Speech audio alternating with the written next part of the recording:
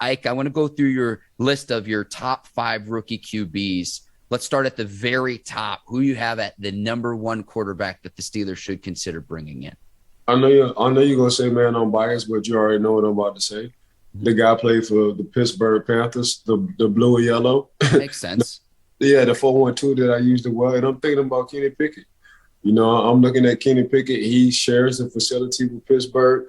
I'm sure Pittsburgh has been looking at him for 2 years now, and the reason why because they've been thinking about Ben and not knowing what Ben wanted to do in the offseason. So I'm gonna rock with Kenny Pickett, man. Kenny Pickett, when you wanna draft a quarterback, Mark, you want to draft a quarterback who understands your region. What I mean by your region, like when you drafted Big Ben, he came out of Miami, Ohio. What it's like in the wintertime, it's cold. Mm-hmm. When you looking at a Kenny Pickett and he's sitting in Pittsburgh, what it's like in the wintertime, it's cold. Is his arm strong enough? Yes. Can he make accurate throws? Yes. Is he decisive on his decision making? Yes. So he'll understand what it is to be a Pittsburgh kid, a Pittsburgher, a Yinzer. So say a 412/724. That's the area codes I'm talking about in Pittsburgh. So yes, that's my first one. My first one is Kenny Pickett. You can say I'm biased, but I'm not. I think I watched enough tape to understand how the Pittsburgh Steelers works. Hopefully he'll be there, but I'm not sure he will. You're in my brain, Ike, and that was exactly what I was going to say, because with the 20th overall pick, if he is the number 1 quarterback on Mel Kiper Jr.'s big board, my concern is he won't be there at number 20. So maybe Pittsburgh would consider trading up to draft Pickett, but how far he could fall is really the biggest question that I have. No doubt about his production at Pittsburgh this last season, a Heisman finalist, 42 touchdowns, only intercepted 7 times, 4,300 yards through the air too. So, I mean, he really put Pittsburgh on the map in the ACC this past season. So I'm with you there, and the Pittsburgh connection makes complete sense to me. My concern is that several other teams also need quarterbacks. So that's the case for Pickett. I'm with you there. Who's number 2 on your board, Ike? Matt Flora from Ole Miss. And, okay. I don't know. Well, I don't know if you know, but now you're about to know. I'm a huge Lane Kiffin fan. Huge. Yes. I just love his swaggooness when it comes to recruiting, when it comes to him, I don't give a what, when it comes to him on TV, and the way he lets his quarterbacks rock. So I tossed my play sheet in honor of Lane Kiffin, Ike, if you didn't notice. Yes, like that's what I think Lane Kiffin is. Mark Lane Kiffin, for me, is a quarterback guru. You know what I'm saying? He's the quarterback whisperer. He's one of those guys where he gives his quarterbacks, confidence. But for me, Matt Flora, I think he's a little bit more athletic than Kenny. You know what I'm saying? But what I do like about his athleticism, he would rather pass instead of run. So whenever he makes a line up to run the ball, you got action. He kind of reminds me.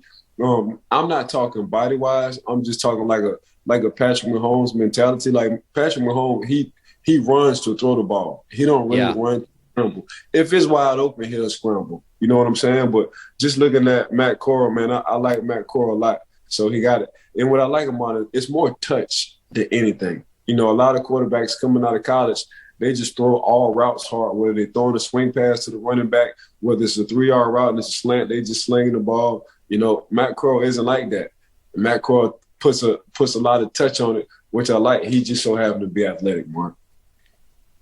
Ike, I'm with you there. I want to see Corral fill out a little bit. I think he's a little bit thin, and I think that will happen as he gets a little bit older.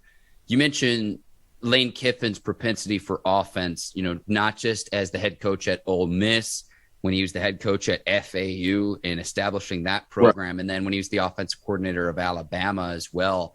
Lane Kiffin, I think he was kind of the victim of his own success because he was the head coach of the Raiders back in the day at like the age of 32. There were veteran players on the roster older than he was. Right.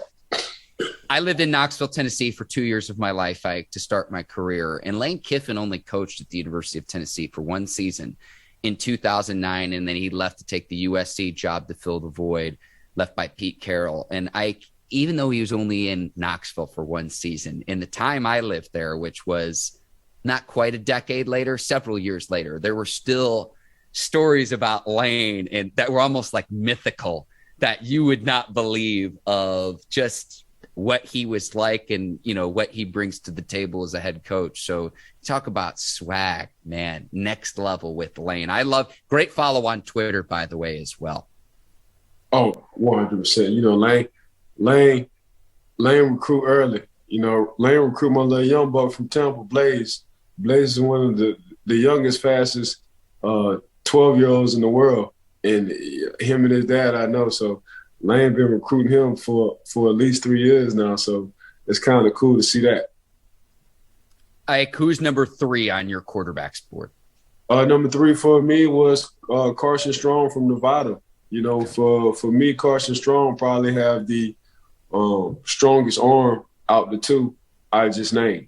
So, but the only thing that's going to hinder him, I think he had a knee injury a couple of years ago. That's going to put a red flag or a question mark. But man, you want to talk about accuracy?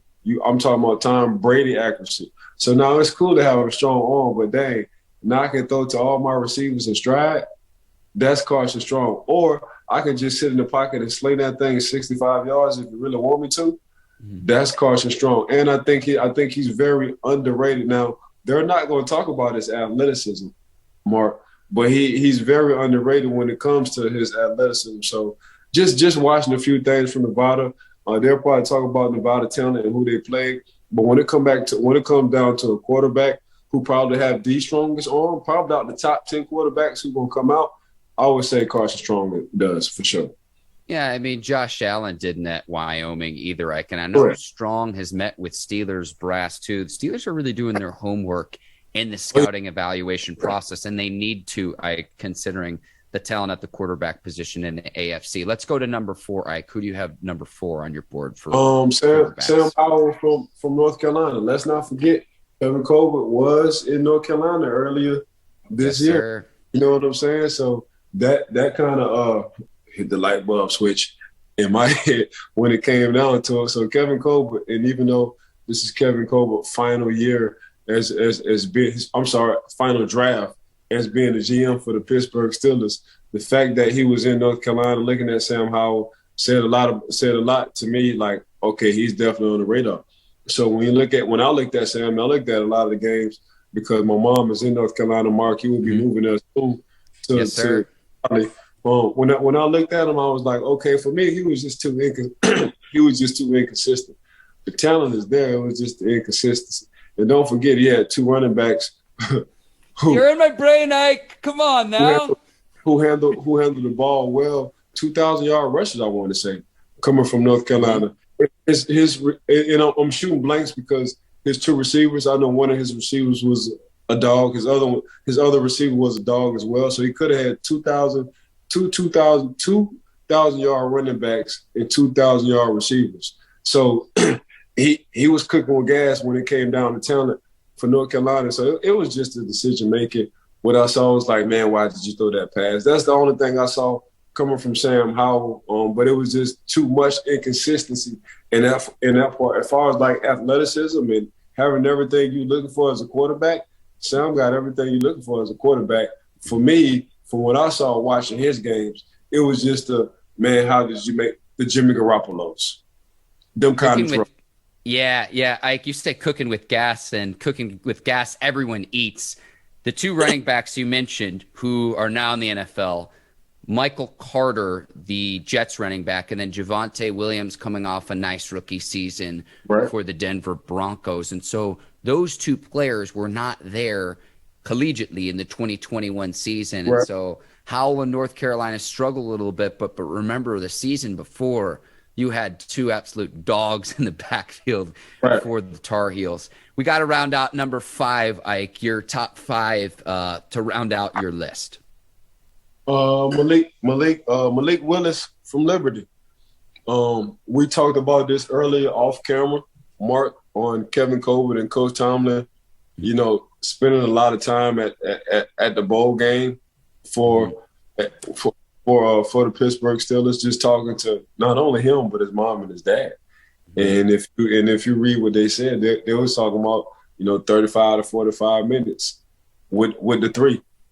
So when I saw that, I said, you know what, man, let me go out on and just do some research on Malik. And the research on Malik was Lamar Jackson brother with a better arm, with a liver arm. He's just not as talented as Lamar when it comes down to running the ball.